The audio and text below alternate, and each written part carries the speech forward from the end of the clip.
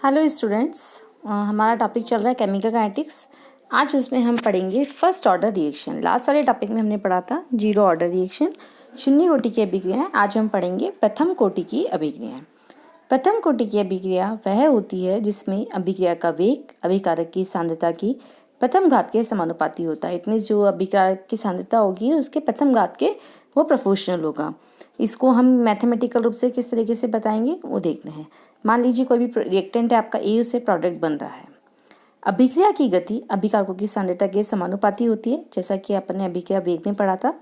तो -dCA/dt is equal to K1CA, जहाँ पर CA अभिकारक A की किसी समय t पर सांद्रता है। माना कि A की प्रारंभिक सांद्रता A मोल पर लीटर है तथा t समय के बाद A के x मोल उत्पाद में बदल जाते हैं। अतः t समय के बाद A की सांद्रता अर्थात CA is equal to A-x रह जाएगी। द्रव्य अनुपाती क्रिया के नियमानुसार किसी भी समय t पर उत्पाद बनने की गति -dA-x/dt प्रोपोर्शनल टू A-x होगी, क्योंकि आफ्टर t टाइम उसकी कंस्टेंट कितनी रह जाएगी, A-x रह जाएगी। तो dx/dt प्रोपोर्शनल टू A-x या dx/dt is equal to K1A-x, जहाँ पर K1 एक स्थिरांक है जिसे हम प्रथम कोटि की अभिक्रिया का वेग गुणांक या वेग नियतांक कहते हैं। और ये जो इक्वेशन है dx/dt is equal to K1A-x, ये कहलाती है आपकी differential rate equation for the first order reaction या प्रथम कोटि अभिक्रिया की वेग समीकरण का अवकल रूप। अब हमें इसका इंटीग्रेटेड रेट इक्वेशन निकालना है, तो इसके लिए हम इसको सेपरेट कर लेते हैं। x की टर्म्स एक तरफ और बाकी अदर टर्म्स एक तरफ। तो dx/A-x is equal to K1dt। इस इक्वेशन का अब हम समाकलन करते हैं। तो dx/A-x इंटीग्रेशन का sign is equal to K1dt। dx/A-x इसका इंटीग्रेशन होता है -ln A-x is equal to K1t plus C। C जो है आपका समाकलन स्थिरांक है। ये जो स्टेप्स आप देख रहे हैं, डिफरेंशियल रेट इक्वेशन निकालना, इंटीग्रेटेड रेट इक्वेशन निकालना, ये आपको हर ऑर्डर में इस तरीके से ही फॉलो करना है। अब समाकलन स्थिरांक की वैल्यू निकालनी है तो आपको सेम वही पोजीशन लगानी पड़ेगी कि जब टाइम 0 था तो x की वैल्यू कितनी थी, 0 थी। तो हमने x की वैल्यू 0 पुट की तो -log A is equal to C, या अब C की वैल्यू रख देते हैं हमारे इस वाले इक्वेशन में वापस से -log A-x is equal to K1t minus ln A। अब x और A की टर्म्स एक तरफ ली, -ln A-x plus ln A is equal to K1t, या ये माइनस का है तो ये नीचे चला जाएगा, ln A/A-x is equal to K1t, या K1t इज इक्वल टू हम इसे लॉगरिथम में प्रेजेंट करें तो 2.303 log A/A-x, या K1 is equal to 2.303/t log A/A-x, या t is equal to 2.303/K1 is equal to log A/A-x। ये जो समीकरण है इसे हम बोलते हैं प्रथम कोटि अभिक्रिया की गतिक समीकरण, काइनेटिक इक्वेशन और फर्स्ट ऑर्डर रिएक्शन या integrated form of rate equation, जिसकी सहायता से किसी भी निश्चित ताप पर उस अभिक्रिया के वेग स्थिरांक की गणना की जा सकती है। इस इक्वेशंस के और भी अलग रूप हो सकते हैं, जिसमें हम देखते हैं सबसे पहले विल्हेल्मी समीकरण, विल्हेल्मीज इक्वेशन। समीकरण 11 है आपकी ln A/A-x is equal to K1t। इसको दूसरे रूप में कैसे लिखा जाता है, मान लीजिए कि अभिकारक की प्रारंभ में t इज इक्वल टू 0 पर सांद्रता C0 है और समय t पर Ct है, तो it means A is equal to C0 और A-x is equal to Ct।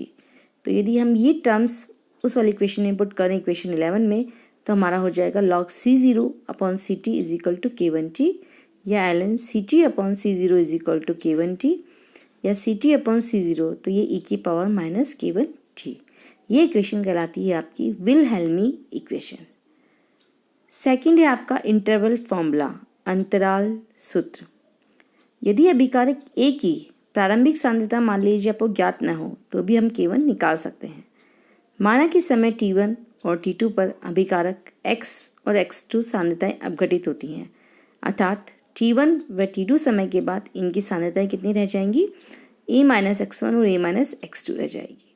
तो हमने जो रेट लॉ निकाला T is equal to 2.303 upon K1 log A upon A minus X। यहाँ पर हम इस इक्वेशन को X1 और X2 की टर्म में लिखते हैं और T1 और T2 की टर्म में लिखते हैं। तो T1 is equal to 2.303 upon K1 log A upon A minus X1 और T2 is equal to 2.303 upon K1 log A upon A minus X2। इन दोनों समीकरण को डिडक्ट करने पे T2 माइनस T1 हमने किया तो हमारा आएगा 2.303 upon K1 log A minus X1 upon A minus X2, या T2 माइनस T1 उसको हम डेल्टा T से भी रिप्रेजेंट कर सकते हैं।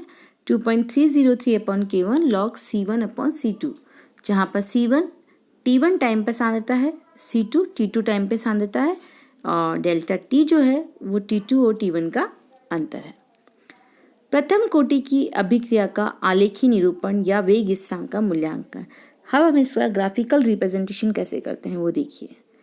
वेग समीकरण क्या है आपकी, T1 is equal to 2.303 upon K1 log A upon A minus X, या log A upon A minus X is equal to हम कहते हैं T K1 अपॉन 2.303, या log A minus log A minus X is equal to K1 upon 2.303 T, log A minus X is equal to minus K1 upon 2.303 T plus log A। अब ये equation हो गई y is equal to mx plus c की form में। तो log A upon A minus x को जब हम T के विपरीत ग्राफ प्लॉट करते हैं तो हमें एक स्ट्रेट लाइन मिलती है जो मूल बिंदु से गुजरती है। ठीक है, तो ये जो फॉर्म है y is equal to mx plus c की इक्वेशंस हो गई है, जहाँ पे m जो है वो हो गया माइनस K1 अपॉन 2.303, जिसे हम बोलते हैं ढाल। ठीक है, तो इससे आप K1 की वैल्यू भी निकाल सकते हैं कि K1 is equal to minus 2.303 into ढाल। तो टाइम और जब log A upon A minus x के बीच में आप ग्राफ प्लॉट करते हैं तो आपको स्ट्रेट लाइन मिलता है और स्लॉप की वैल्यू होती है K1 अपॉन 2.303, और जब आप लॉग और A माइनस एक्स और टाइम के बीच में ग्राफ प्लॉट करेंगे तो भी आपको स्ट्रेट लाइन मिलेगी, उसका भी स्लॉप K1 अपॉन 2.303 होगा। ग्राफिकल रिप्रेजेंटेशन हो गया। अब हम निकालते हैं इसकी हाफ लाइफ। प्रथम कोटि की अभिक्रिया की अर्ध आयु कैसे निकालेंगे। अर्ध आयु वह समय है जिसमें अभिकारक का आधा भाग उत्पाद में परिवर्तित हो जाता है। इसे टी हाफ से प्रदर्शित करते हैं। माना कि टी हाफ समय में अभिकारक की प्रारंभिक सांद्रता ए का आधा भाग A/2 उत्पाद में परिवर्तित होता है, यानी x is equal to A/2। तो t half is equal to 2.303 upon K1 log A upon A minus A/2। तो 2.303 upon K1 log A upon log A/2, या t half is equal to 2.303 upon K1 log 2, या calculation करने पे 0.693 upon K1। अर्थात प्रथम कोटि की अभिक्रिया की अर्ध आयु प्रारंभिक सांद्रता पर निर्भर नहीं करती है। आप यहाँ देख रहे हैं कि 0.693 भी कांस्टेंट है और जो K1 है वो भी कांस्टेंट है, अर्थात ये स्थिरांक पे ही रहेगी। प्रथम कोटि की अभिक्रिया के वेग नियतांक के मात्रक। समीकरण A, B और C इज इक्वल टू तीनों 1 है, तो K1 का जो मात्रक आएगा वो आएगा आपका समय इनवर्स। अब इससे रिलेटेड हम कुछ न्यूमेरिकल देखते हैं। एक प्रथम कोटि की अभिक्रिया को 90% पूर्ण होने में लगने वाला समय 10 मिनट है, तो इस अभिक्रिया के वेग स्थिरांक का परिकलन कीजिए। तो प्रथम कोटि की अभिक्रिया का वेग स्थिरांक का फॉर्मूला क्या है, 2.303 upon t log A upon A minus x. तो टाइम है 10 minutes, A is equal to x और x इज इक्वल टू 90% पूर्ण होना है, यानी 0.9। या आप वैल्यूज पुट करेंगे तो इससे आप K1 की वैल्यू कैलकुलेट कर सकते हैं। Examples of first order reactions. प्रथम कोटि की अभिक्रिया के उदाहरण क्या क्या हैं। सबसे पहला गैसीय अभिक्रिया। प्रथम कोटि की समांगी गैसीय अभिक्रियाएं जो गैसीय प्रावस्था में तापीय अपघटन द्वारा होती है के अनेक उदाहरण हैं, जैसे nitrogen pentoxide, hydrogen peroxide, sulphuryl chloride, acetone, azoethane, propionic aldehyde, azoisopropane, ethyl amine, ethyl bromide, para aldehyde आदि का तापीय अपघटन। इस प्रकार एन पाइनिन में समावेवी परिवर्तन भी प्रथम कोटि की अभिक्रिया का उदाहरण है, जैसे कि एजो आइसोप्रोपेन का ऊष्मीय अपघटन। CH3 का whole twice CHN double bond NCH CH3 का होल ट्वाइस से N2G प्लस C6H14G। माना कि एजो आइसोप्रोपेन का T=0 पर प्रारंभिक दाब P0 है तथा किसी समय T पर मिश्रण का कुल दाब P है। समय T पर मान लीजिए कि एजो आइसोप्रोपेन नाइट्रोजन और हेक्सेन के आंशिक दाब क्रमशः PA, PN2, PC6H14 है और एजो आइसोप्रोपेन के दाब में कमी X हो तो PN2 P6H14 = X या PA = P0 - X। डाल्टन के आंशिक दाब के नियमानुसार P = PA + PN2 + P6H14 तो X की वैल्यू हो गई P - P0। X की वैल्यू जो हम PA वाली इक्वेशन में रखते हैं तो PA की वैल्यू आ गई हमारी 2P0 - P।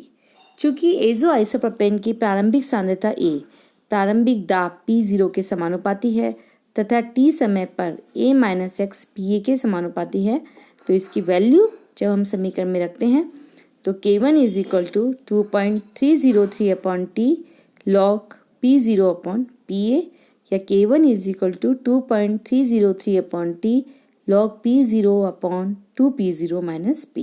तो एक तो ये एग्जाम्पल है इसका गैसीय अभिक्रियाएं में। दूसरा हमारा इसका एग्जाम्पल है विलियन में अभिक्रिया। विलियन में अभिक्रिया सबसे पहले हम देखते हैं इक्षु शर्करा का प्रतिपन। विलहेल्मी ने सर्वप्रथम उत्प्रेरक तनु खनिज अम्ल की उपस्थिति में इक्षु शर्करा के प्रतिपन के वेग का अध्ययन किया। इक्षु शर्करा यानी कि आपका सुक्रोज C12H20O11 का जब हम हाइड्रोलिसिस कराते हैं तो ग्लूकोज और फ्रक्टोज के 2 मॉलिक्यूल मिलते हैं। इसमें अभिक्रिया का वेग केवल इक्षु शर्करा की सांद्रता पर निर्भर करता है, न कि जल की सांद्रता पर, क्योंकि तनु विलयनों में जल की सांद्रता में विशेष अंतर नहीं आता है। अभिक्रिया की प्रगति का अध्ययन एक ध्रुवणमापी की सहायता से समतल ध्रुवित प्रकाश के ध्रुवण तल के घूर्णन कोण में परिवर्तन माप करके ज्ञात किया जाता है। घूर्णन में होने वाला परिवर्तन अपघटित शर्करा की मात्रा के समानुपाती होता है। मान लीजिए कि ध्रुवणमापी का T = 0 पर प्रारंभिक पाठ्यांक R0 है, कि समय T पर RT है और अंतिम पाठ्यांक R∞ है, तो इक्षु शर्करा की जो अपरिवर्तित सांद्रता होगी A - X ∝ R - R∞। तो इसका हम जब वैल्यू पुट करेंगे तो K1 = 2.303/T log R0 - R∞/R1 - R∞। Second है हमारा एस्टर का जल अपघटन।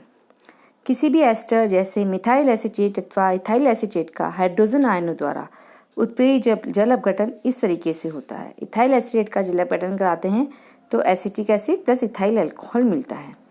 ये अभिक्रियाएं आभासी एकाणुक अभिक्रियाओं का उदाहरण है, क्योंकि इनमें मॉलिक्यूल 2 भाग लेते हैं, लेकिन एस्टर की सांद्रता में परिवर्तन होता है, वाटर की सांद्रता में नहीं होता है। तो इसकी जो मॉलिक्युलरिटी है वो कितनी होती है आपकी, ऑर्डर मॉलिक्युलरिटी 2 होती है बट ऑर्डर जो होता है वो 1 ही होता है। शुद्ध जल द्वारा एस्टर का जल अपघटन बहुत मंद गति से होता है, अतः अभिक्रिया को उत्प्रेरित करने के लिए अभिक्रिया मिश्रण में तनु एसिल मिला देते हैं। चूंकि इस परिवर्तन में मुक्त एसिटिक अम्ल उत्पन्न होता है, अतः अभिक्रिया की प्रगति का अध्ययन समय समय पर अभिक्रिया मिश्रण की एक निश्चित मात्रा निकालकर अभिक्रिया का शमन कर मानक क्षार विलयन के साथ अनुमापन किया जाता है। अंतिम प्रेक्षण 24 आवर्स या उससे भी अधिक समय के उपरांत लेना चाहिए, या अभिक्रिया मिश्रण को थोड़ा सा लेकर 60 से 70 डिग्री सेंटीग्रेड पर 20 से 30 मिनट तक गर्म करके वापस रूम टेम्परेचर पे ठंडा करना चाहिए। और फिर इसका निश्चित आयतन लेकर मानक क्षार से अनुवपन किया जाना चाहिए। किसी भी समय पर प्रयुक्त होने वाले क्षार की मात्रा उस समय तक अपघटित हुई एस्टर की मात्रा के अनुरूप होती है।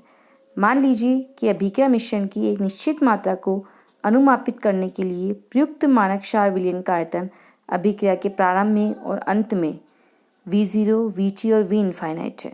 तो समीकरण में जो हम वैल्यूज पुट करेंगे तो हमारी इक्वेशन आएगी K1 is equal to 2.303/3 log V infinite minus V0 upon V infinite minus Vt। तो ये हमारी काइनेटिक्स थी पूरी फर्स्ट ऑर्डर रिएक्शंस की। नेक्स्ट हमारी क्लास में पढ़ेंगे हम सेकेंड ऑर्डर रिएक्शन के बारे में।